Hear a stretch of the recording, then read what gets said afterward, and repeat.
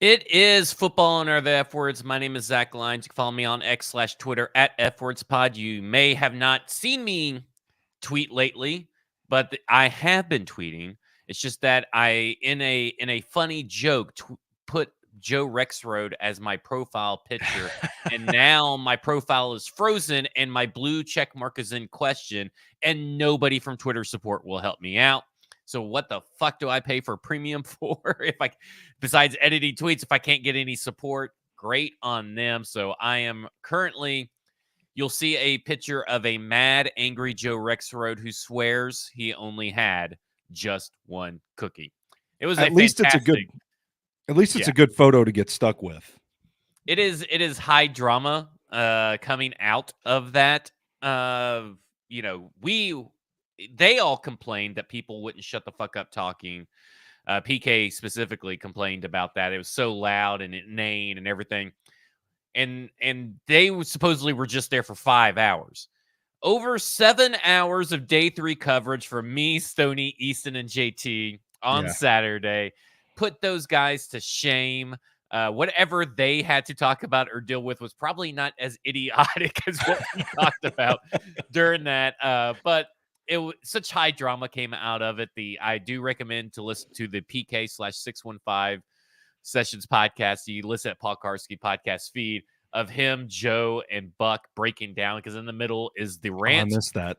Great pictures coming out of it as well. Obviously, the Joe Rexroad video, but then also the Keanu Reeves sitting on the bench version by PK. Sad PK is what we'll call him out on the corner. Yeah. It was crazy, and we're just sitting there talking about refrigerator moves and Jaden Crumedy and all these other prospects that nobody in there probably has ever heard of. We're just having a good time, but it sounded like hell on earth in We in that press box or press media room. we really did have a good time on Saturday, and honestly, it did not feel like 7 hours to me. I mean, it could have been Felt like half 3 of that. days to me. But time flies. Time flies when you're having fun with your good buddies. But we also got some insight into my shower habits as well. So it was a good Yeah. day. Good It insightful was a day. fantastic day. As you can see, that Mike's not on the show yet. He's about 7 minutes out, he said, from being on the show. So we decided we would start on without him. We have a lot to get to today. I mean, we got takes, we got picks, we got questions, we got it all. And you know who else has it all, Stoney? That would be Bluegrass Beverages in Hendersonville, Tennessee. They have all the liquor, all the mixers, all the wine, all the beer, everything you need. They even have salty snacks over there. They have, guess what? Ways for you to prevent the hangover over at Bluegrass Beverages. They have it all. Everything you could need for a party is over at Bluegrass Beverages in Hendersonville, Tennessee. Over 50 years in service.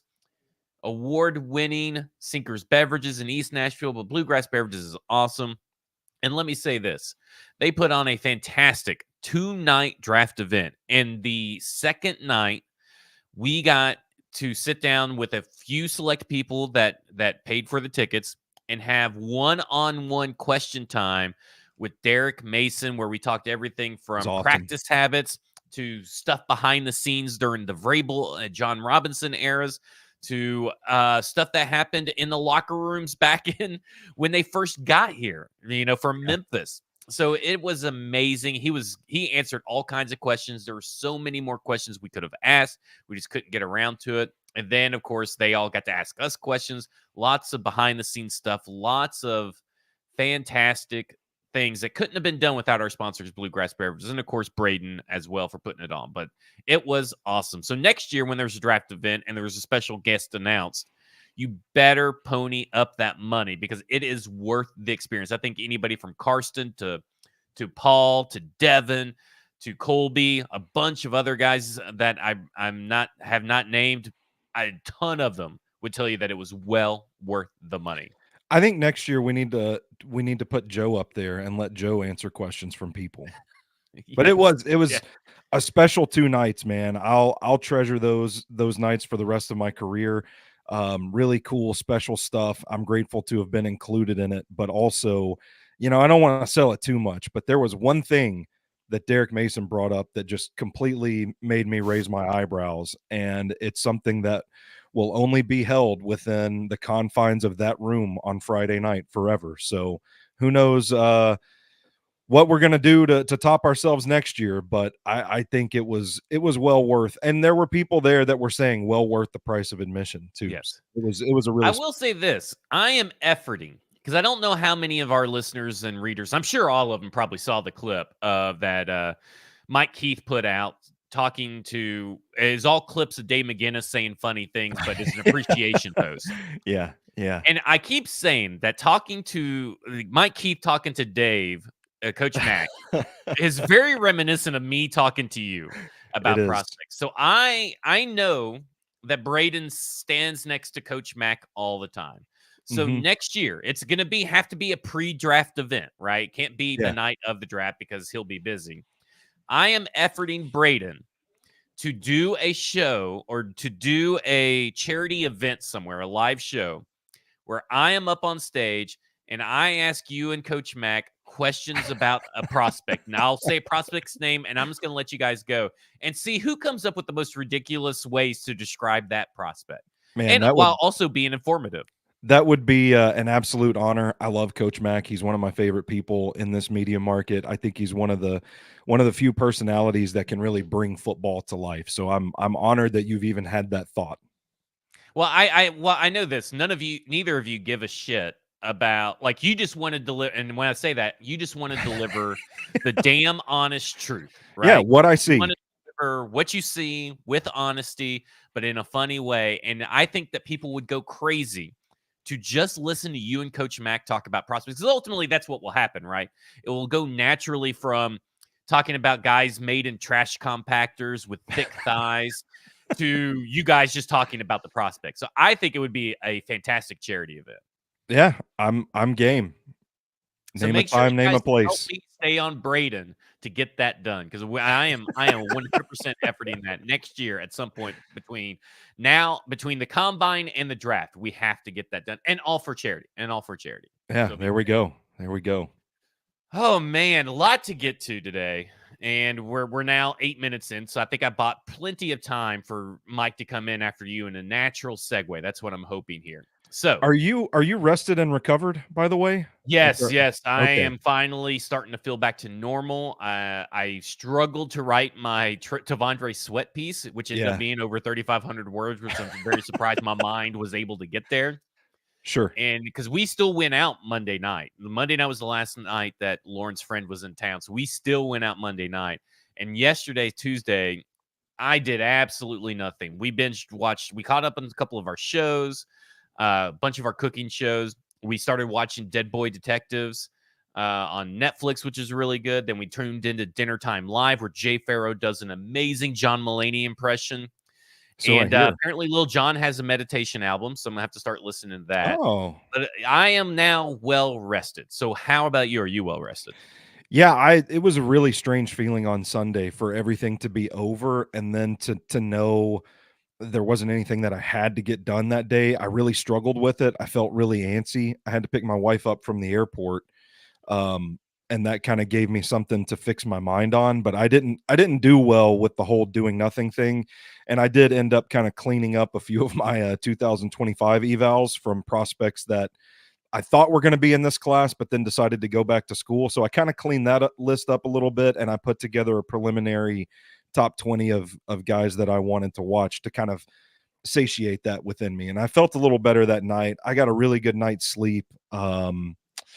I didn't really get a good night's sleep until Tuesday night. I don't know if you can tell, but I'm kind of like sick again to the surprise of Well, nobody. I think that would be about right for me. I think I got good sleep Monday, great sleep last Yeah. night, heading into I'm today. So I'm feeling really energized today. yeah, I'm getting Um, there. Overall thoughts, takeaways, whatever, just the overall impression of the Tennessee Titans draft class. I was kind of surprised, and I wouldn't use the word disappointed. I think it was still a really good class. And I don't really have any major nitpicks with the haul that they got. But I would say I guess from my side of the aisle, from where I'm sitting, like I want to know what metrics they were looking at to evaluate their later round picks, because James Williams, I like Jaquan Jackson. He was a guy that I had written about. I said on the broadcast on Saturday, not the receiver I would have gone with. There were 5 receivers that I had ranked ahead of him, but I at least get the vision for that one. But then, like the James Williams pick and the Jalen Harrell pick, I would be curious to know what exactly they are looking at to make that call, because even when you plug James Williams numbers into the linebacker formula for his RAS, still not above 8, still not an elite athlete. And the Titans were actually dead last in RAS in terms of their players drafted. So I would be curious, like, okay, this is something that I kind of leaned into. I kind of thought that they would be chasing athletes that tested really well. And I think what they did from the picks was they went after guys that could be tone setters. Like they're really guys that quote unquote love football, aggressive players. JC Latham, Tavondre Sweat, James Williams, all particularly aggressive guys. And even Cedric Gray is pretty feisty, rangy, all over the field, following or flying around the play type of player. So it kind of made me wonder if maybe some of the athletic stuff was sacrificed in favor of getting cultural tone setters for this rebuild moving forward. And I would be curious if that was the case, or if there was some other metric that they were looking at. But that's just me as a draft analyst trying to be like, okay, how can I not completely whiff on James Williams and Jalen Harrell next year? I look at it this way. I think someone's going to have to come up with, have to actually have the right words to ask that question. And I think Sure. what you have to do is be very specific, because as an objective guy who does look at RAS and everything, I have to look at it in a couple different ways. First off, I think you can have both. So I think you can have your cultural tone setters and your athletes. And Sure. now RAS is a flawed metric. It's about the best we got. Yeah. And there are people who I think YAS Analytics is coming up with their own version that's a little bit better, that they do force instead of just relying Ooh. strictly on speed and stuff. So it's a flawed metric, but it's the best we got. It's the best us general people have access to. Sure. Not the best that the Titans or NFL franchises have to. So that's kind of where I'm at. And I talked about this yesterday when I was given Easton the Titans fit ratings, aka the two-tone blue dude stuff that I come up with. And I take the historical data and everything. And RA and athleticism seem to be pretty high. Yeah. Well, this class would let you know that either it's the outlier or they have access to data we're not privy to. And this goes back to the Brock Bowers discussion that we had a couple episodes ago, where teams have access to in-game GPS data on the NCAA level that we do not have. And we have seen that Jaquan Jackson is faster on film than he tested. I would agree. Especially for a guy his size. Remember Tank Dell last year. Tank Dell's a good example. Tank Dell's faster than what he tested. So I think that while RAS is the best that we got, I think that we have gone now to where we're not valuing RAS enough to where we're overvaluing RAS, and it's the end-all be-all. JC Latham not testing is a perfect example. So I think that right now, like if I were to go and you tell me Zach, where do you foresee that you adjust your analytics for your Titans fits? Because I did nail a lot of these Titans fits. They were typically high rating and all this stuff, but where would you adjust it? I'm going to be pulling back until we have better metrics, maybe pulling back how much I value athleticism for this team. And I think it's just going to be kind of like happenstance. Because again, NFL teams aren't really using RAS. They may say that they do, but they're really using GPS data now and other advanced data from Sumer Sports and other things that we don't have, right? Well, we don't have access. We don't have the money to buy the enterprise or business edition level access as they have at Sports Info Solutions, Sumer Sports, all these. PFF has an extra hidden level as well. So to me, I would go about and say that athleticism is important, just not the tangible athletic evidence that we have access to. And so that's Yeah. kind of where I'm at on looking at that information in trying to decide what do we need to be looking at a little bit more. And I don't know if I'll ever be able to adjust RAS other than I'm not going to value it in the whole and summing up to 100 points. It will not get the bulk of the stuff until they show me otherwise in a more trendful capacity. Yeah, that's all I'm saying. Like, hey, just slide the Sobros Network at gmail.com onto your account wherever if the Titans are watching this. Just let me take a peek. That's all I'm saying. Or we need, several of y'all to sign up, paid subscribers at Stacking the Inbox, so that we can get the account and see what they're Yeah. looking. That's all I'm saying. Yeah, I agree. I agree. Mike is already way later than what he said he was going to be. Typical Herndon time. Not surprised, but he will be joining us and we'll get his thoughts on the overall draft class. But we need to get into the individual players because I want to get to the mailbags and he'll just have to, he's got his thoughts on the individual players over at paulkarski.com. So there you go. So you can just read whatever players he may miss. Go to paulkarski.com to read up on it. So we'll start with JC Latham. First overall pick. We'll go in order. A lot. It's very interesting going back and looking at it all and looking at this team as a whole, but also piecing together the evidence that we probably should have paid attention to. That I tried to bring to light as quickly as possible, but it's too little too late, right? Too little too late. But the pieces of the puzzle that TD and them laid out for us, other people in the media laid out for us, and it's hard not to love the pick, in my opinion. I have very little quibbles about it. I have more quibbles about maybe what they said afterwards, and we'll get to that in a minute. But I talked about today at stackinginbox.com when I talked about JC Latham is like, if you go back and listen to me in season during the college football season, I think even you may have said it on one of the shows too, is like, man, I'm not really seeing where this JC Latham love is coming from. What you're hearing about JC Latham, like he was a top 10, 15 pick, top 10 pick, just not really feeling that. And it's not that I'm saying that he wasn't a first round pick. He was always a first round pick. I'm just like, man, it's him and Amari Smith was kind of like, man, I don't know about all this information coming out.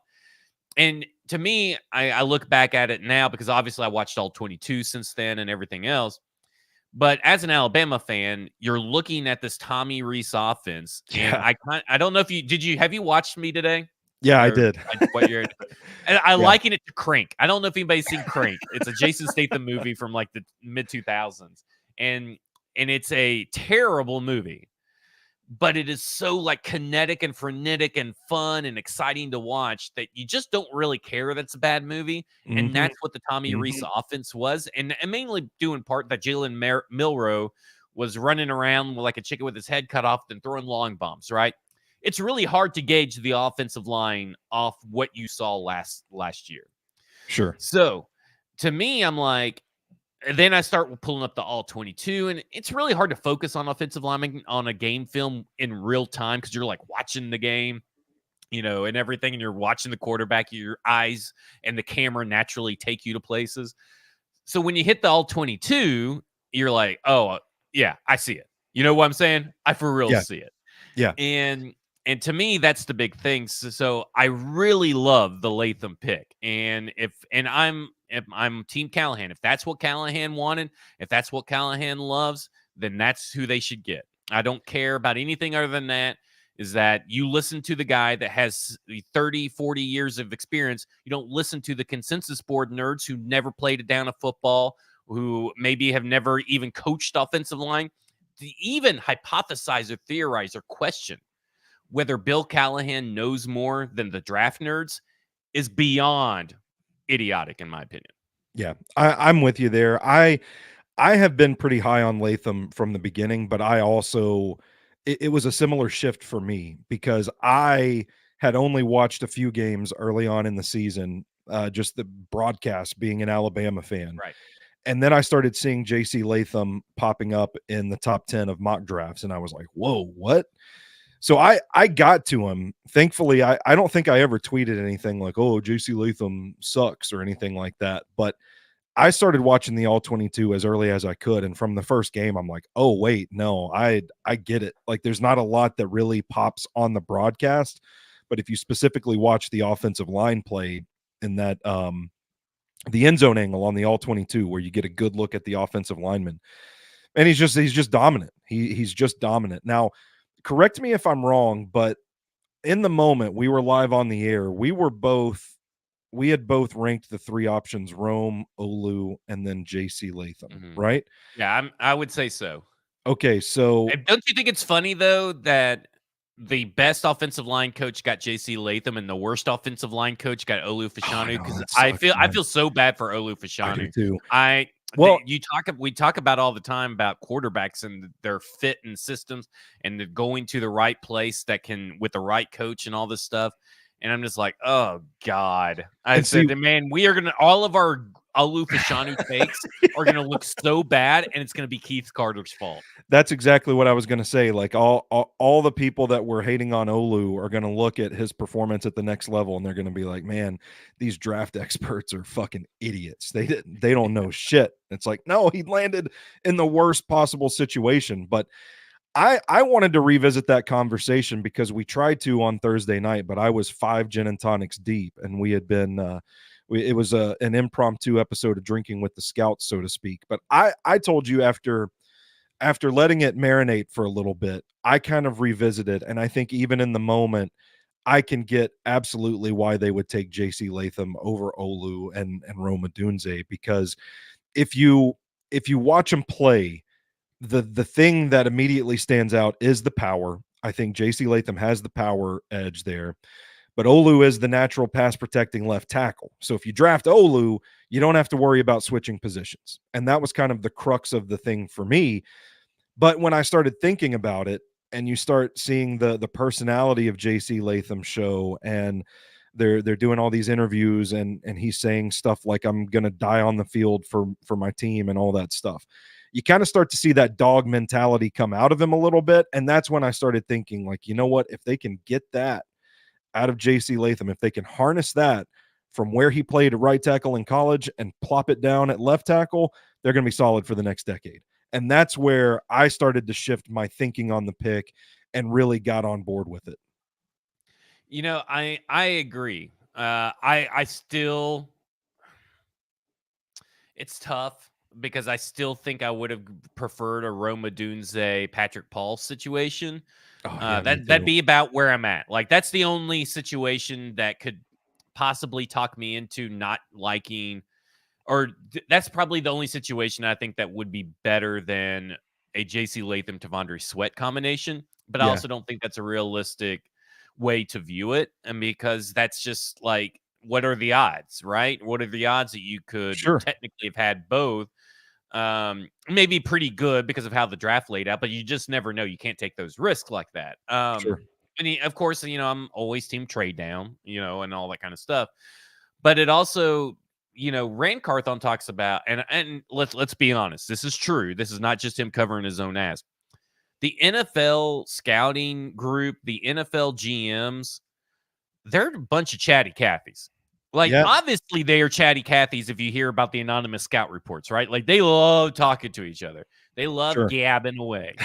There's a good chance that a lot of teams had JC Latham higher, and there were a lot of teams that had right tackle needs. So Well, obviously, there he's a were right tackle. I mean, there were a lot of analysts that had JC Yeah. Latham ranked pretty highly, and not necessarily OT1, but ahead of guys like Olu and some even ahead of Alt.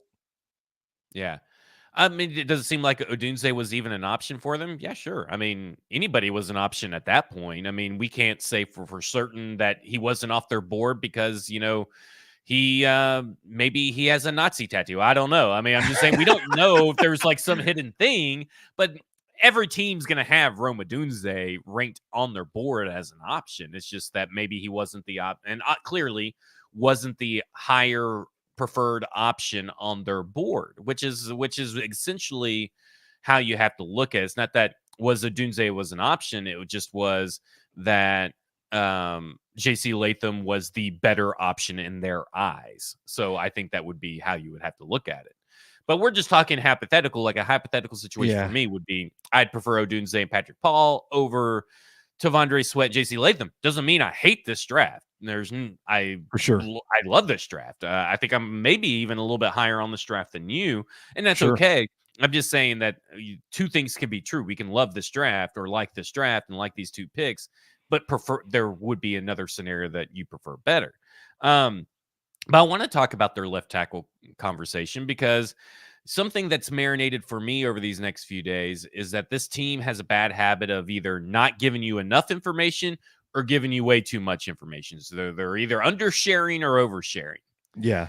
And I was a big proponent of them saying, right off the bat, unprompted left tackle. Like, we think Yep. he's a left tackle. We got our left tackle. I am not a fan of then them kind of like tempering expectations and saying, well, if he doesn't work at left tackle, then we'll put him at right tackle, because that's kind of like leaving the vultures some meat on the bones. And that's what everybody's gonna say. Well, if he goes to right tackle, then he sucks and he's a bust, and that pick was a waste. And that's what they all focus on. I wish they would have just stuck to their guns and stuck to the messaging of he's our left tackle. I love that they said that, but then I hate that they kind of like Brian Callahan was kind of like, well, blah, blah, blah, blah. How much of that do you think was just like heat of the moment, just kind of thinking out loud? Because it did feel kind of out of place in the press conference. I'm like, Yeah. man, that's one of those things you just got to keep to yourself, man. Y'all can think that, but don't tell everybody.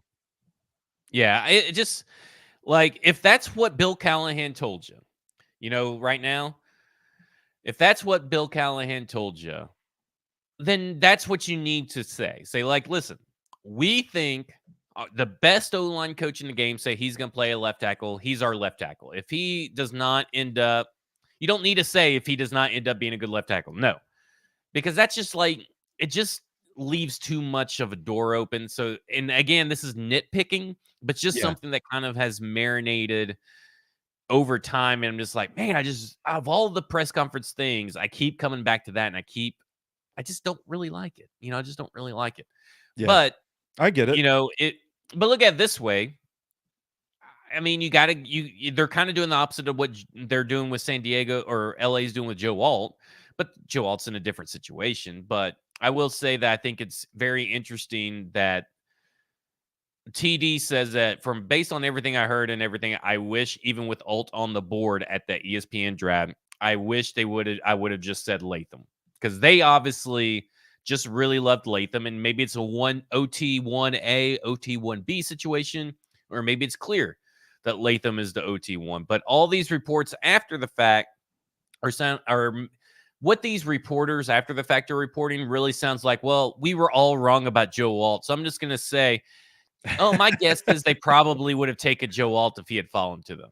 Yeah. What do you think would have happened if JC Latham did go to LA and Joe Alt went to New York? Do you think the Titans just go neighbors? Yeah, I think so. I mean, at Yeah. that point, I think they would have too. And hey, neighbors Patrick Paul, I'd have been all on board on that. I don't think they would have gone Olu Fashanu Yeah, in that case. that's the thing that's surprising to me. I really liked Olu, but now in hindsight, I know we were kind of joking around a little bit about, oh, it's a smokescreen. They haven't talked to Olu, but now, like, on the other end of it, I just kind of feel like maybe they just didn't really like him. Yeah.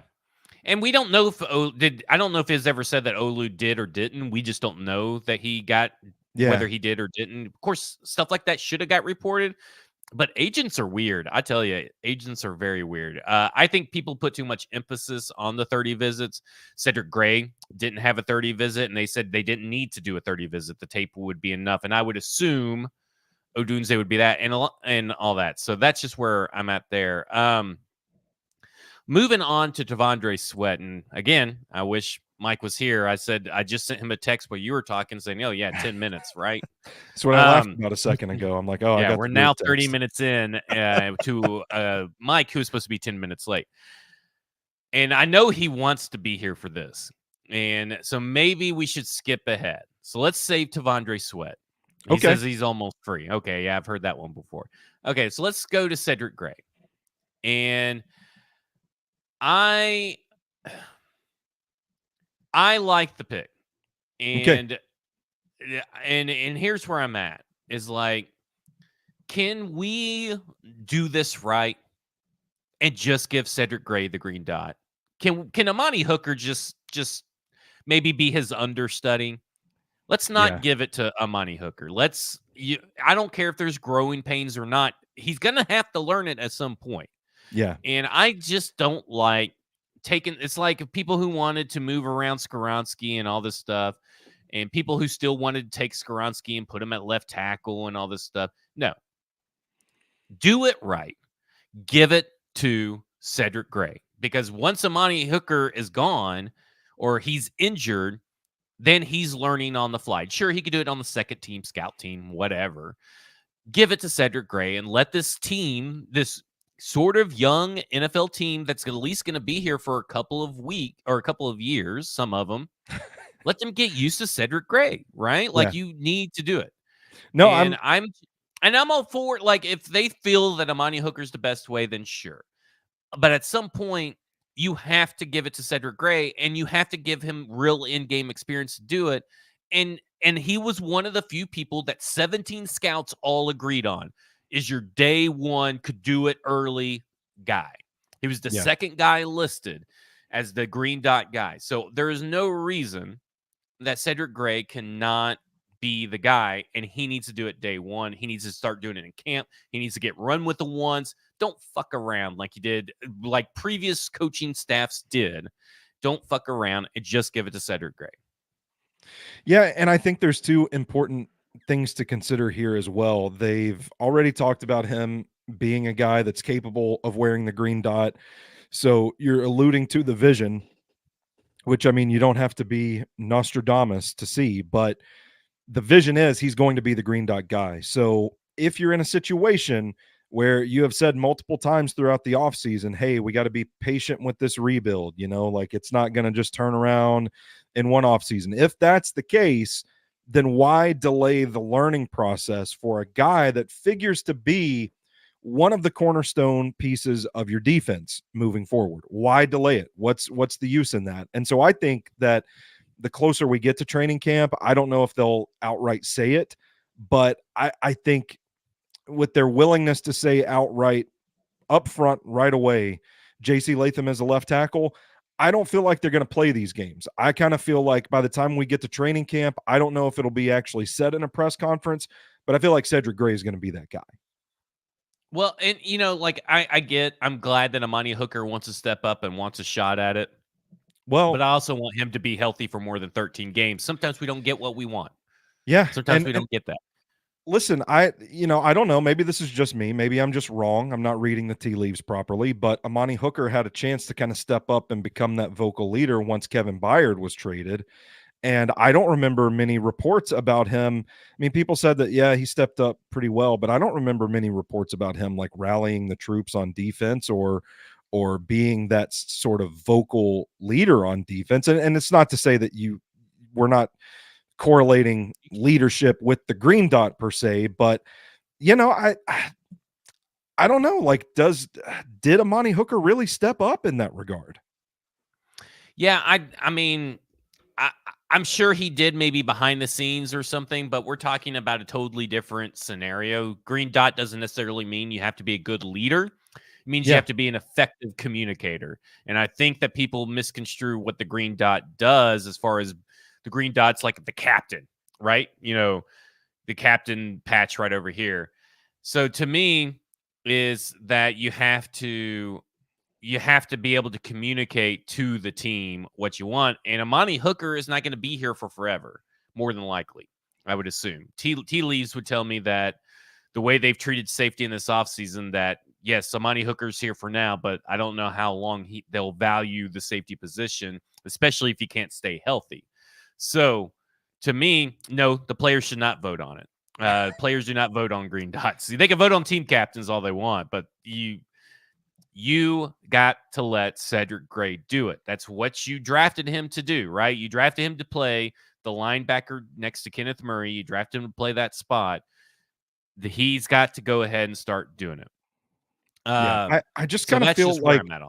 I don't mean to throw shade at Amani Hooker. Amani Hooker's just driving around Nashville catching strays, listening to football and other F words. But the impression I had of him was that he was kind of a quiet guy. And I just wondered how much that would impact his ability to communicate those things and, just like the instinctual, like getting from thought to spoken word to his teammates, that kind of Yeah. aspect of it. But again, you got to be able to stay healthy and be reliable. I would That too. rely. I'm just. Let's do it. This is what you drafted him to do. Let him do it from day one. Now, if he sucks at it and he can't do it, then we have a totally different conversation. But I think that the guy that needs to have the snaps, the first shot on it, and the most shots at it needs to be Cedric Gray. So Yeah. there we go on Cedric Gray. Both love Cedric Gray, by the way, right? I don't think we have Yeah. any Oh yeah. He qualms about was that pick. there were 4 linebackers, like middle round guys that I thought had the traits and the ability to fill that role, and Gray was one of them. Yeah. Not the one I would have picked, but I'm not going to hate on the pick at all. Uh, okay, so let's move on to Jarvis Brownley Jr. Dog, dog, dog, dog, dog. Gonna be a contributor, gonna be a major contributor in the sense that I would not be surprised if he had he saw 50% of the defensive snaps by the end of the year. Yeah. People will think that's a really high number, but it's really not that high when you talk about spread formations and wide receivers and all that kind of stuff and people getting rest. But I think that this guy is going to play on special teams. He's going to play inside, outside on defense. I am super excited. We both loved us some Jarvis Brownley Jr. I mean, at the end of the day, I think it's a great pick that people probably at first are like, why are you drafting a corner? But we have said on this show, on Football and Other F Words, and on a football show, and I'm sure they said it on Hot Read Podcast, you need 4 corners. And now Yep. you have 4 corners. And you have a guy that can come in and say, hey, if Roger McCreary goes down, Jarvis Brownlee Jr. If Roger McCreary is still healthy and Cheeto goes down, Jarvis Brownlee Jr. goes to the outside. That's what you have. You have the flexibility. He is an inside-outside guy. He is your definitive cornerback 4. Yeah, I'm with you. I think if you had asked me before the draft, Stoney, can you name one player that you are 100% confident is going to be a Tennessee Titan by the end of the weekend? I think my answer would have been Jarvis Brownlee Jr. because he just feels like he was molded for this Titans defense and to play under Denard Wilson with what we know about what they're looking for in players. He has some really good qualities that I think give him outside inside versatility. Me personally, I would play him outside, but I understand that injuries, other needs may necessitate you just got to play him wherever you can play him. But I think this is a guy that's really physical at the line. I think he's a guy that can run a route for a wide receiver, just has the sense to undercut a route, get his hand in, break up a pass. But the trait that I really love about him the most, that really feels polished, is on the tape. You see instances where he is beat deep, where the wide receiver kind of gets behind him, and instead of like panicking and lunging, grabbing, that sort of thing, he just kind of positions himself. It's a very savvy, nuanced move. He kind of positions himself so that the quarterback has to throw over Brownlee ahead of the wide receiver, timed perfectly to drop it into a bucket in order to complete a pass.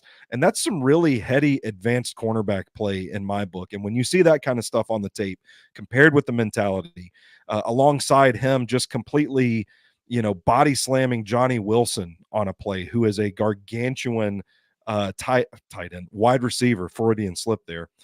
Johnny Wilson, this gargantuan wide receiver, is just getting tossed to the ground, slung down by Jarvis Brownlee Jr. So you pair the physicality, the dog mentality with the nuance, the polish with which he plays. No, I don't think he's the fastest guy. I don't think he's the twitchiest guy, but he's one of the headiest guys out there on the field. And I think this is going to be an incredible addition to this Titans secondary that makes them 4 deep at really good cornerbacks. Both him and not Jaquan Jackson, both Jarvis Brownlee Jr. and Cedric Gray, I thought were surprising picks to still be there at the time that they were picked. Yes, for sure. I'm with you. And so I would lump them both in that spot. we'll get to Jaquan Jackson when Mike hopefully comes back, because I also want to save Jaquan Jackson for him because I know he wants to talk about some JJ there. So let's talk about James Williams. And we talked a little bit about James Williams, but what is his impact on the depth chart, in your opinion? Because I look at it and I go, okay, so this sort of pushes Jack Gibby down, but it doesn't really, because Jack Gibby probably still fills in and rotates for, I would assume at this point, rotate for Cedric Gray. That maybe things change and they want to put Otis Reese as that rotational guy. And if they put Otis Reese as the rotational guy, then okay, well then James Williams the rotational guy for likely maybe Kenneth Murray or the replacement for him. So then I can kind of see it. But it's almost like he's fifth linebacker right now, but he's going to have a real shot to. I think one of the big headlines from training camp, and one of them, and this may be a good time to bring up one of the questions from because there was someone that had asked about training camp. So in my mind, I'm kind of looking at it and I go, man, James Williams is going to be that guy that's going to be like flying around at practice that everybody's going to be excited about. How confident are you in that being that? Yeah, I mean, I think he can absolutely be that. I think right now, day one, he can, if you have him in situations where it is like see ball, get ball kind of deal, like just crash on the play and knock the fuck out of somebody. I think that's James Williams. I think he has trouble downfield diagnosing plays. And I will borrow a quote from our buddy James Foster, who posted a cut up of James Williams and said, good or bad, when James Williams is on the field, something is going to happen. I think that's a great way to look at the James Williams pick, but I don't know where he fits into the rotation. And I know that doesn't make for good analysis on this show, but I don't know what you do with him, because we talked about on the stream, like, is he third world Kyle Hamilton for Denard Wilson? Like, are you going to use him deep to kind of patrol the deep part of the field? Is he going to be a linebacker playing up at the line of scrimmage? I just don't know, because his size, and I think it's the agility for me. Those two things kind of limit, right? He's probably too big to be a safety, but I don't know that he's agile enough to be a real patroller in the middle of the defense. And I think that's where I just kind of want to wait and see how they use him. But I think there's a lot of potential. I think that he does help that mindset, right? I talked about tone setters at the beginning of the show. I think James Williams is absolutely a tone setter. So I'm really intrigued. I might be more intrigued to see how they use him more than maybe any of the other prospects that they drafted.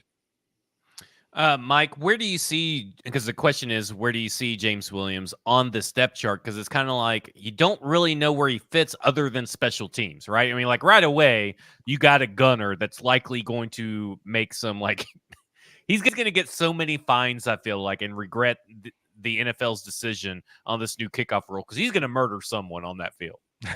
I think that is probably his best use initially is just going to be a go hunt the guy with the ball kind of guy on special teams. I mean, the dude has like such special characteristics just from a length standpoint, size standpoint, athleticism, all that stuff. And he's extremely violent and physical. So I think he's perfect for special teams. But I kind of do think he fits where he fits in, and it's probably not going to be like year one getting snaps in the defense kind of deal for him, because I do think he's going to require a lot of development and work playing, making the transition to linebacker. But I think he's going to be like a will linebacker, and I think in an ideal world for the Titans, he is your successor to Kenneth Murray. Sooner rather than later, hopefully, for those of us who are not big Kenneth Murray fans. But I think he fits in the Kenneth Murray role better than anything. And alongside, ideally, like Cedric Gray's your Mike, Kenneth Murray, James Williams are your Wills. I think Otis Reese also is probably – I think Otis Reese can play a little bit of both, actually, which is interesting, but, maybe ideally suited to more of a Will role long term. And then, of course, Jack Gibbons is in that Mike side, too. So I think those are your five linebackers. I think you feel okay about that if Cedric Gray hits. which I think he will. But yeah, I kind of think that's where he's going to be. And I think James Williams will absolutely make the roster for special teams purposes, if nothing else.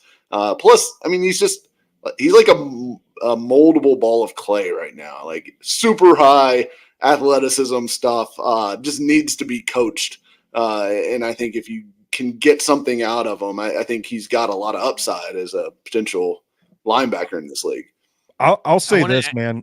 I've spent a lot of time this offseason like talking about the 49ers linebackers, the Baltimore Ravens linebackers, and I think at the fullest extent of this vision, if they can kind of, like you said, Mike, coach James Williams up, I think the idea of Gray and Williams kind of being this linebacking duo for this team with the traits that they have, the dog mentality that we keep talking about, I think that's a pretty exciting thing. If they can just get that out of James Williams and Cedric Gray hits, like it could be a pretty exciting pairing on down the road. Hey, listen, maybe for once we'll actually see Frank Bush develop a linebacker. How about that? Everybody acts like he's developed all these great linebackers, and nobody can name me one that he's actually developed. So maybe this will be the one. Mike, I want to get through a couple of the questions that you may have missed or anything like that. The first question, and just real quick answers. First question is what UFL team will Julius Chestnut be playing for next year? The Tennessee Titans. No, he'll be off this team this year. I guarantee it. Dylan Johnson's come taking it. So you're wrong there. So moving on, you're already wrong. Dylan Johnson, Chestnut, I think is an interesting camp battle for RB3. It's about as interesting as whatever that tight end you said. Oh, he's good. He's pretty interesting. Whatever hobbies he's fucking got that's got you interested. I don't even know what that tight end. David. I can't remember. 3 names. Yeah, the kid from Temple. Long name. The guy from Temple. Yeah, DMR or something like that. I think. Yeah. Okay. So, what's your take on valuing RAS going forward? Because I put it out there like this. This team has access to athletic data that matters, that's from the game. So, and they have Sumer Sports. Maybe they have Sumer Sports access. Maybe they don't. But there's like Sumer Sports. There's PFF that has a deep back end. There's Amazon, the AWS stuff for next gen stats. A bunch of stuff that we don't have access to. And I think a lot of people are down on this RAS score. So I ask you, do we just need to start maybe temporarily adjusting how we view RAS in the lens of Tennessee Titans? I think so. I mean, I think RAS is valuable. Like, it's a valuable input because really what I want to see isn't like the overall RAS score, which I think is not that great, but looking at the individual stuff, because my problem is like Mock Draftable does all that stuff, but it only includes combine data. It does not include any pro day, which I do think the pro day data, because sometimes that's all we get for guys, or sometimes they'll only do certain drills there or whatever. So I think being able to look at where those guys slot in percentile wise on vertical or whatever, but it lets you kind of look at like what stuff is important for that position. I don't think the overall RAS number is like a huge data point for me to consider. I mean, obviously, if a guy's elite at everything, he's elite at everything. You can kind of just see that. But I think it's it's a data point. I don't think it's a particularly important one overall. Yeah, I think that someone, and I'll phrase a question to Cindy Easton to talk about, where do they get their athletic information from and all that kind of stuff. Because I think that's something fans need to hear, because I mean, we have been the biggest champions the last 4 years about RAS. And I think this is the first year that really I've started seeing the cracks and the flaws within RAS and then holding it up as testament. So I think there's probably more in-game data that we're not sure on. We saved Tavondre Sweat talk for you, but is there anything, and we talked about JC Latham being a left tackle. We talked about trusting Bill Callahan and anybody who even leaves open the door to the idea that maybe, the 101, consensus mock drafters or the 7, Bleacher Reporters that, contribute to the mock draft of these consensus ones know more than Bill Callahan about offensive line is asinine. It's such an asinine take. Can't believe it that it was even put out on Twitter. Someone actually typed that out. So is there anything else you want to add to the JC Latham talk that likely we probably have not covered? I did direct people to your paulkarski.com article. Yeah, I think I covered a lot of it in there, but look, one thing I will say, I think he'll be fine at left tackle because I don't like, and Callahan said this too, and I think Callahan, to me, like based on his comments after the pick, he is in my boat of he does not care right tackle versus left tackle. I don't think he sees there's a huge value gap between the two positions. He said the traits are the same for the two positions. It's not like they're looking for a big mauler at right tackle and a little, dancing bear at left tackle. There's not like a huge, calculation difference there. So I think he's going to be fine at left tackle because it's really just a comfort thing of can you mirror what your body's memory, like your whatever. I'm thinking of a word and it's not coming to mind. Well, he needs to muscle memory. It's like muscle riding memory. a bike, right? Yeah, it's riding a bike. He's got to just get his muscle memory back up to date because he's already played left tackle, so he kind of has all that stuff.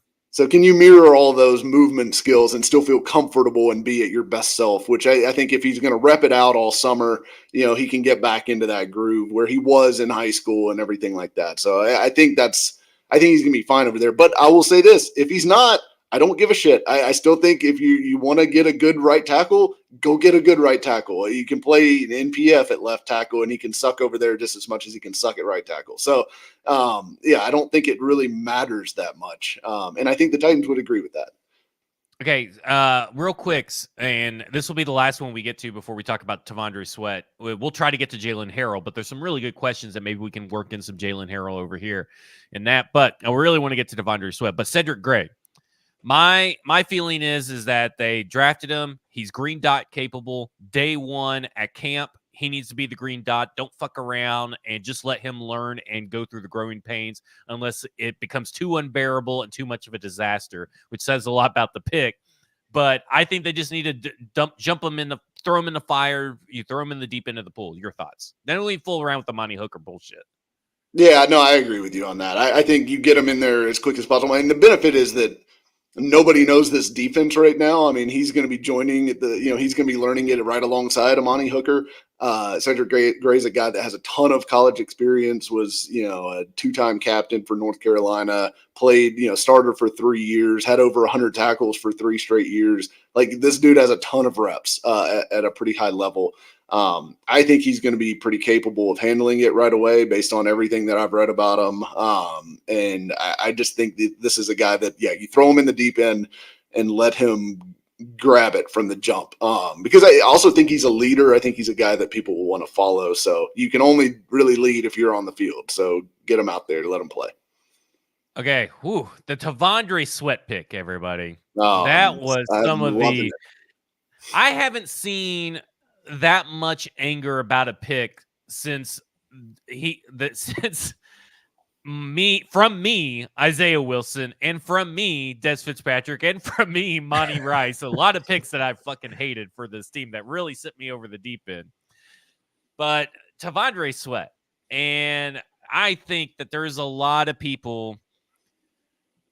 Okay, let's see how the best that way I could put this, and let me get your thoughts. I think a lot of people are just too conditioned to focus in on the negative and not read the positive. And I think that people are taking, David Krumholtz, who's an actor, by the way. David Krumholtz, I don't know why he was the first guy that popped in my name. David Krumholtz, wrote at Bleacher Report that he doesn't do this or he doesn't do that. And people are like, well, then everybody says that. It's like, well, he has conditioning issues or he has maturity issues, but are ignoring the fact that Dane Brugler, who mentions that he used to have that stuff, says that both things were much improved. Like, they're just ignoring the positive part. And I think people just pigeonholed themselves before the draft. They backed themselves into a corner, and they said that Sweat's a run-stuffing nose tackle, or they said you don't draft defensive linemen in the first or second round. You don't do this. You don't do that.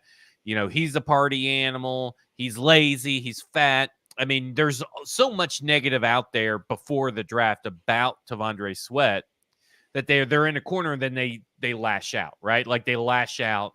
And then they calm down, they watch film and maybe, change some stuff. And that happens constantly. It didn't happen with me with Isaiah Wilson. You almost got me with Block of Thickness back in then. And you almost got me. But Look, I'm glad to if see Isaiah, never worked with me Isaiah on Monty Wilson, Rice. I'll go to my grave saying Isaiah Wilson had a skill set to be a good right tackle in the NFL if Yeah. he had any interest in doing so whatsoever, which he did not. Yeah. Hey, listen, and I still agree.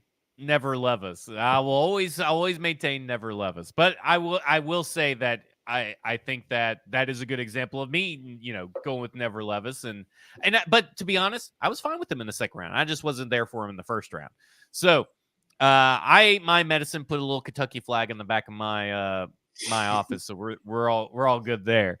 I will say this, that I think a lot of this stuff is overblown and comes from a place of box score scouting mixed with not watching the games before this. So, like, there's a mixture, right? So I think box score scouting has still existed in a lot of these narratives.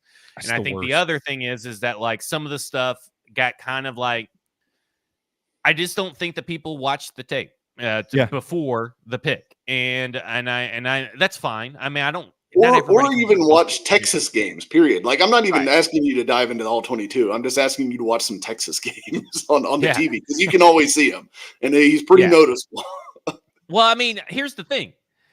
If you're a shitty player, you don't win the Outland Trophy, right? Like, if you're a shitty college player and your tape is awful, you do not win the Outland Trophy. And it's very hard for a defensive lineman to win the Outland Trophy over an offensive lineman. It usually almost always goes to offensive linemen.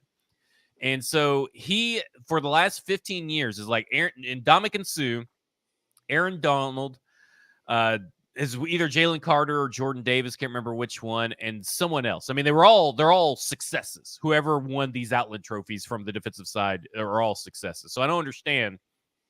And I'm an Alabama fan, and I know that Tavondre Sweat wrecked some shop in the Alabama game. Like, I think that was the clip that you showed today, Stoney, if I'm not mistaken. Like, he threw the right guard into Jalen Milroe's That was lap. Oklahoma. That was the Oklahoma game. Yeah. That was the Oklahoma game. Yeah.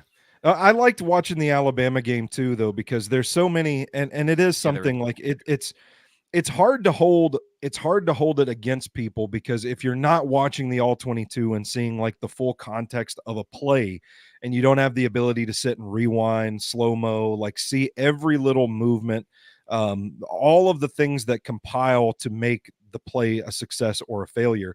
If you don't see that stuff, it is kind of hard to see the victories. But I was dying laughing because he has a ton of like almost plays on his tape too. And there was a play in the Texas game where he just completely collapsed the pocket one-on-one with the center, and or the Texas Alabama game is I like that, where he like completely collapses the pocket and Quinn Ewers just panics and just throws the ball like as hard as he can down the field.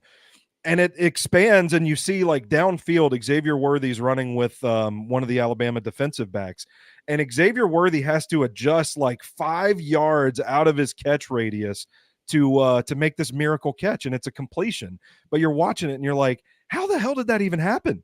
Like, and those are the things that I don't think show up in any quantifiable way unless you're actually watching the tape and getting the full context on plays like that. And I feel like rewatching him, that's who I'm doing for Film Friday this week. Rewatching him, I've made it through the Alabama game, the Oklahoma game, the Rice game, the TCU game, and I'm working on Washington right now. And there's plays like that in every game where it's like that shouldn't have happened because Tavondre Sweat. That was a play. Tavondre Sweat made that.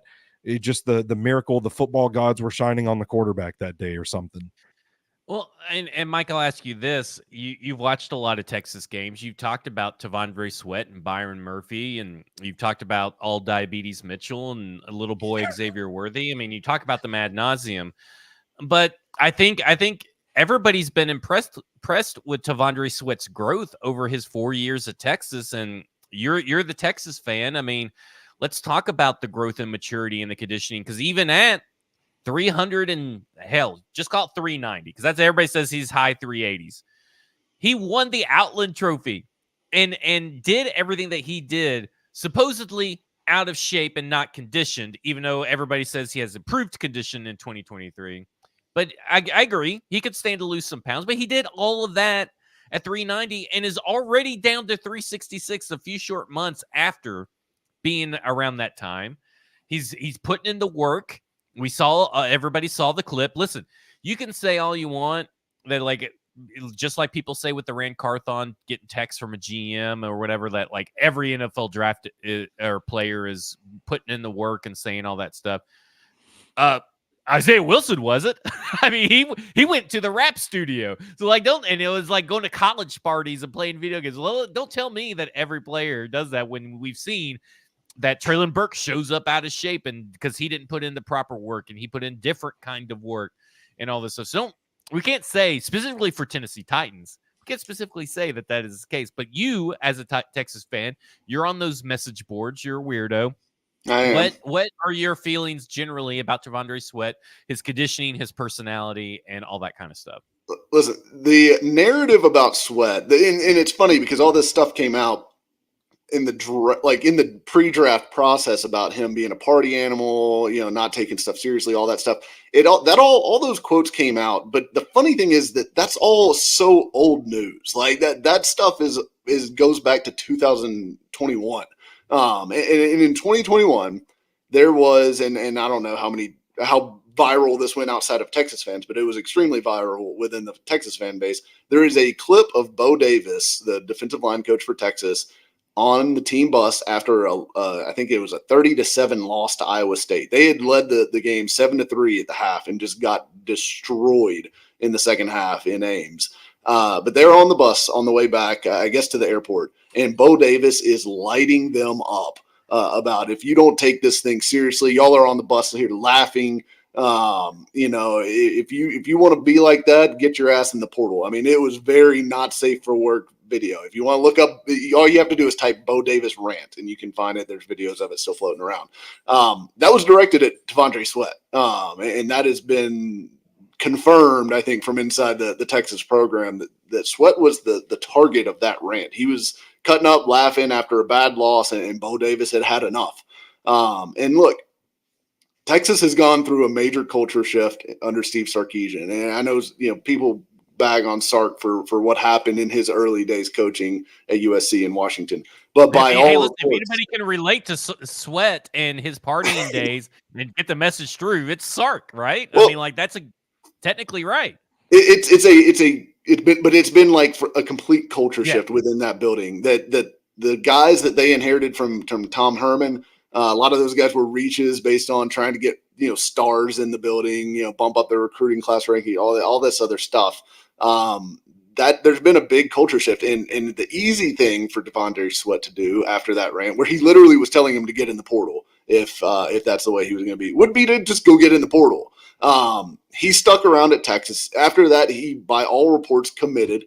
The next season, he has a huge step forward. I mean, Keandre Coburn, who is currently a Titans nose tackle, was the starter. He had been there for a long time. Been a pretty good player for them. And then Moro Ojomo was the other starter. Both guys that got drafted last year late, but pretty talented players. And Sweat was clearly the best defensive lineman on that team in 2022. Like, he didn't get the snaps because he was kind of waiting his turn. They do rotate a lot on the defensive line, which I know you talked about at stackingtheenembox.com. I thought that piece was great, by the way. They rotate a lot on the defensive line at Texas, and that's just a philosophy thing. But Sweat was playing a good bit of snaps and was clearly the best one. And then when he takes a step forward to being the guy in 2023, he was the best player in the country at his position. Like, I just don't know how anybody could have watched Texas. I'm in Texas group chats, like you said. I'm in the message boards. I'm deep in the streets, right, with Texas. Everybody, if you ask, 69 is your handle on the message boards. Right? That's exactly right. If you would poll 100 Texas fans and say who was the best defensive player for Texas last year, over 90% would say T'Vondre Sweat. Byron Murphy was great. I think I understand the Byron Murphy intrigue, but there's no question that Sweat had more of an impact on the Texas defense than Murphy did last year. No question at all. So I just don't. I don't know how you could have watched that team play, watched the impact that he had. They had the third best run defense in college football last year. almost exclusively because of Devondre Sweat. You cannot single block him. They could not single block him at the college level at all. If you single blocked him, whether the play was to him or away from him, it was over. You're done. You're going to have a tackle for loss. And it may not be him creating the tackle for loss, which, as Stoney pointed out, the box score scouting, is a little out of control on this thing. But he creates tackles for loss for so many other players because he is, either creating penetration, forcing the back to stop his feet, choose a different hole, try to get back to the backside of the play, whatever it may be, and being tackled for a loss there. Or, he's taking up multiple blockers and creating free lanes for Jalen Ford and all these other linebackers to run through and make tackles. He changes the math for your defense just by his presence alone. And I think putting him with Simmons puts these offensive lines in such a horrible position now because you're not going to be able to single block either of those guys on a regular basis and win in the middle of that defense. I just don't think it's going to happen. You're not going to push Devondre Sweat back. You're not going to push Jeffrey Simmons back out of the hole. That is going to be an immovable rock in front of those inside linebackers, Cedric Gray and Kenneth Murray and all these guys. I mean, they're never going to have it better than what they have it this year with Jeffrey Simmons and Devondre Sweat, playing in front of them. So I think it's I think Sweat's a phenomenal player. I think he's a better pass rusher than he gets credit for. His pass rush win rate and all that other stuff, pressures, you look at all those numbers, really, really good, like better than a lot of the guys who were, quote unquote, designated pass rushers in this defensive tackle class. Like Braden Fisk, who, I don't think many people would have batted an eye at 38. He had a better pass rush win rate than Braden Fisk. In addition to being a much better run defender than Braden Fisk. Higher snap count per game, by the way, as well, than Braden Fisk. Absolutely. Yeah, he played a ton of snaps. He played more snaps than Byron Murphy, as you pointed out, more snaps on third downs, more snaps against passing situations. He was an every down player for Texas. And I think he can be an every down player for the Titans. Now, whether they're going to put him in on sub packages when they want to go light and really get after the passer, I don't know. I think Jeffrey Simmons is still going to probably be the heavy in those packages, and then they're going to bring Arden Key to rush on the inside. And, but I don't know. This edge group is so thin, maybe they don't want to put three edges on the field on third downs. But we'll see on that. But either way, I think he's going to be a massively impactful player. I know where he was ranked on some of the big boards, but there's other big boards that had him in the top 30 too, right? So I mean, we're talking about huge variance. Yeah, Lynn Zierlein had him right at 30, if I'm not mistaken. Exactly. So, and Dave Brugler had him at 33 before he had the DWI, and again, we were on this show. I was on a football show. I wrote about it. I said, please do not think that just because that other teams are going to move him down the board, and this was at the time. And I've written about it since many times, but just because you think that doesn't mean that NFL teams do. And I'm telling you, you look at the defensive lineman that went off the board shortly after him, one of those teams would have taken him if it wasn't for the Tennessee Titans taking him. So that guy would have been gone, and he would have been gone and declared a reach for that other team who are basing their information off their own personal big boards, which were obviously influenced heavily by the DWI situation, which the Tennessee Titans and other teams were not going to heavily influence their board on that. If they only do it in severe cases, and unfortunately, this was not a severe case at all. And let me say this about the snap counts. I went and looked at the snap counts per game in 2023 of the top 20 highest paid interior defenders. So the top 20, 47.6 snaps per game. And keep in mind, he played 35.9. You're telling me you couldn't get him, you don't think that he can at least get to 47.6 snaps per game? I looked at the top 12 drafted off defensive linemen in this class. So there was 12, not including edge, and they were deemed by PFF as interior defenders in college. And they all went in the first through fourth rounds. They averaged 38.6.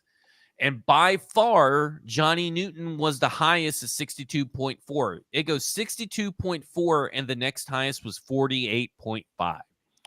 And so he was only a couple of snaps below the average of that group. And that is mainly because of Jerzon Newton. And I say again, just so everybody knows, they had four interior defenders, not including sub packages where he may have came out, but four interior defenders that had 355 snaps or more. The next highest one was over 200 on that team. So they had 5 guys that played a lot of snaps. There's also the margin of victory. They had 7 games that were considered a blowout where they won on an average of 30.4 points per game. Your Byron Murphys and your Tavondre Sweats are not going to be playing a lot, regardless of what you view as their conditioning thing. Here's the thing. Even if he was not conditioned, right, and let's say he was out of shape and out of weight, they still would rather have him on the field for pass rushing snaps more than they wanted Byron Murphy. You call that coaching malpractice, I don't know, but my God, he's already down to 366. They seem to have a plan that he wants to get down to around 355. Holy shit. I mean, I am just so fucking ecstatic about this pick. I mean, and I said I would be at the Senior Bowl, and I still would be, and I'm all in. Like, I'm all in on this pick. I thought it was going to be the pick that night. I'm on it. I'm on it. But Go ahead, Mike. Two other things. I got kind of off the personality track when we were talking about that. I will say that he is a goofy personality. Like, he is like a gregarious kind of guy. He's a goofball, like that kind of thing. Like, that is his personality. Now he has a switch that he flips when he goes on the field, and he plays mean, right? Like, he does not play like a goofball. But one of the things that if you know people within like the Texas building or hear things from within the Texas building, he's one of the guys that was able to connect with like every single player on the team. And so he was a very popular figure within that locker room. And I don't think he's a problem child. Like, he is not a bad guy. Yes, he's made mistakes. Yes, he's had, issues during his time at Texas, but I don't think he's a bad guy. I think he's a big personality. I think he's friendly. I think he's going to be a popular guy for the Titans locker room, and frankly, probably a popular guy in Nashville if he performs the way he's capable of. So I think his personality probably has taken way too many hits for what it really is. I have a couple of things to add real quick before a quick stat correction. I believe earlier I said that Tavondre Sweat blew up a play between Quinn Ewers and Xavier Worthy. That's what my notes said, but that does not make sense. So let's just change that to Jalen Milroe and an unnamed Alabama wide receiver that I don't remember because I jotted down Xavier Worthy in my notes. Anyway, I would also add there was a play in the Washington game where Tavondre Sweat walks down the center, just north-south, straight up, and the other defensive lineman tries to cross inside to get to the quarterback, and the left guard literally cannot get to the rusher because Tavondre Sweat is just in the way. So even when he is not trying to block 2 people, he is getting in the way and blocking 2 people. Yeah, he plays with power, as some would say. Strength, grown man strength is what the in his pass rush sets. He has grown man strength, according to Dane Brugler. And also, according to scouts, he reminds them of that scene in Mario where Donkey Kong just beats the shit out of Mario. I think Greg Cosell said bull rush and pass rushing moves. I've seen a couple of other people say that he has the bull rush in the pass rushing moves. He has all kinds of different ways to win. Good hands. Maybe he doesn't have to use every different. Yeah, he doesn't have to. Here's the thing. Not every offensive lineman requires that you use a bull rush. Not every offensive lineman requires that you use your hands. There are some ways and different ways you have to beat. And there is just a lot of double teams. I mean, my God, I'm sure he has a high double team rate on his film. Teams double team the shit out of him. We may get to Jalen Harrell in our questions, but I want to get to some of these quick questions because I know that Stoney has to get off here soon. This is from Kenneth Krall at Texas Sports 1015. These will all be from X. What is the biggest hole in the roster besides safety? Mike. Edge rusher. Easily. Stoney. Right tackle. Oh, wow. I guess so. Yeah, I guess, man, you really love Jalen Harrell and Rashad Weaver and Caleb Murphy more than you love NPF and them. I was gonna say I think backup so. left tackle. I think that's the biggest hole because once JC Latham goes down, or if JC Latham were to go down, this whole thing just kind of crumbles. What do you want to see the most in training camp? And Mike, well, you won't be at training camp this year because you're in Texas. But what do you want to see the most coming out of training camp? Also by Kenneth. I might make a special trip, but I'll say I want to see Tavondre Sweat at 350 pounds, and I want to see what JC Latham looks like. Those are going to be huge parts of what this team ends up becoming because they need them to be good right away and to be starters right away. So I think those top 2 picks are what I'm going to be most excited to watch. To call back Stoney? to a conversation from earlier, I want to see Cedric Gray running with the ones. I like it. I'm going to tie it into this one. By selecting a wide receiver later in the draft, do you think that speaks to their views of Burks in any way? And I do think it does. And you can shake your head that it doesn't, but I have it on good authority that it does. And I'm not caring about what Brian Callahan said on Ramon and Foster's stuff that I have heard, that they are very high on Burks and have plans to get Burks some targets and let him win. And so they, wrong. So you're saying that whether it matters as far as their view of Burks, like I was taking that as like that they drafted a wide receiver and that's because they want to replace Burks. I don't think no. He's saying by selecting a wide receiver later in the draft, do you think that speaks to their view of Burks in any way? My big thing I want to watch in training camp is Treylon Burks because I do think they want to get Treylon Burks involved in the offense, and I think they view him as, for lack of a better phrase, because everybody assumes wide receiver 3 equals slot, I think they view Treylon Burks as their wide receiver 3.